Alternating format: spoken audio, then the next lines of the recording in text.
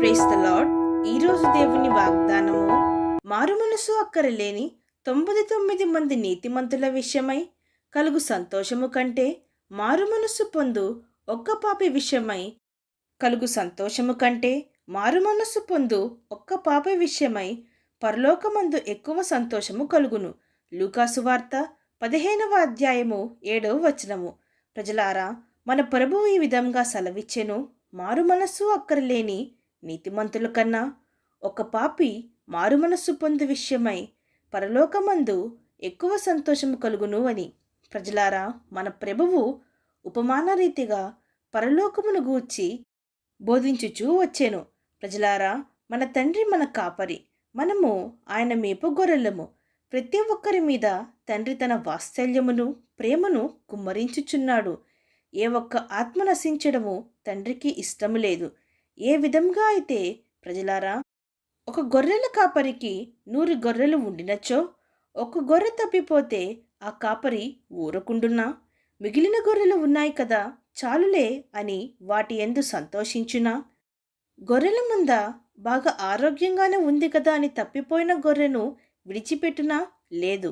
ఎన్ని గొర్రెలు ఉన్నా ఒక్క గొర్రె తప్పిపోతే ఎంతో కలత చెందును, ఎంతగానో వెతుకును, ఎంతగానో దానికోసము ప్రయాసపడును. 99 గొర్రెలు ఉన్నా వాటి యందు సంతోషముండదు. ఆ తప్పిపోయిన గొర్రె కోసము వెతికినప్పుడు అది దొరికితే మరలా ఆ కాపరి చెంతకు వస్తే ఆ కాపరి ఎంతగానో సంతోషించును. ప్రజలారా, మన కాపరి మన ప్రభువు. ఆయన మన కొరకు అదే విధంగా ప్రయాసపడుతున్నాడు, అదే విధంగా మన కొరకు వెదుకుచున్నాడు. ప్రజలారా, మీరు అనుకునవచ్చు, దేవుడు ఎందుకు తన రాకడను ఆలస్యము చేయుచున్నాడు, త్వరగా రావచ్చు కదా అని కొందరు అనుకునవచ్చు. ఆయన వచ్చినప్పుడు నీతిమంతులు మాత్రమే ఆయనతో పాటు వెలుదురు. మారుమనసు పొందిన వారే ఆయనతో పాటు వెలుదురు. మరి మిగిలిన వారి పరిస్థితి? తండ్రి కూడా నీతిమంతులు కొందరే ఉన్నారు, వారు మాత్రము నా రాజ్యమునకు వస్తే చాలు అని అనుకున్నాడా? లేదు. ఎంతమంది నీతిమంతులు ఉన్నా దేవుడు మాత్రము ఆ నశించిపోయే వారి గూర్చే ప్రయాసపడుచున్నాడు, వెతుకుచున్నాడు.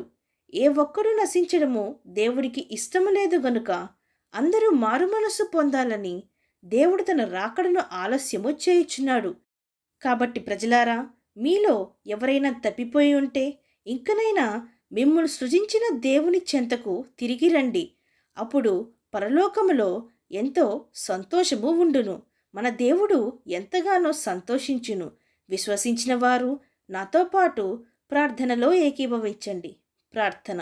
పరిశుద్ధుడా, ప్రేమగల తండ్రి, ఈరోజు మీరిచ్చిన ఈ వాగ్దానమును బట్టి మీకు స్తోత్రములు. దేవా, అనుక్షణము మా కొరకు ప్రయాసపడుతున్న దేవా, మీకు స్తోత్రములు. తప్పిపోయిన మేము మా తప్పును తెలుసుకొని మమ్మను సృష్టించిన దేవుడు మాకు ఉన్నాడు, ఆయన మా గాయములను మాన్పునని తెలుసుకొని మీ దగ్గరకు వచ్చి మా జీవితాలను చిగురింపు చేయుటకు మాకు సహాయం చేయమని వేడుకుంటూ, అంధకారంలో ఉన్న మా జీవితాలను వెలుగులోనికి రప్పించి వెలిగే జ్యోతుల వలె మమ్మను ప్రకాశింపజేయమని ప్రార్థిస్తూ, సమస్త మహిమాగంతులు మీకే చెల్లిస్తూ ప్రభువైన యేసుక్రీస్తు నామం పేరట అడిగి వేడుకొంచున్నాము తండ్రి. ఆమేన్.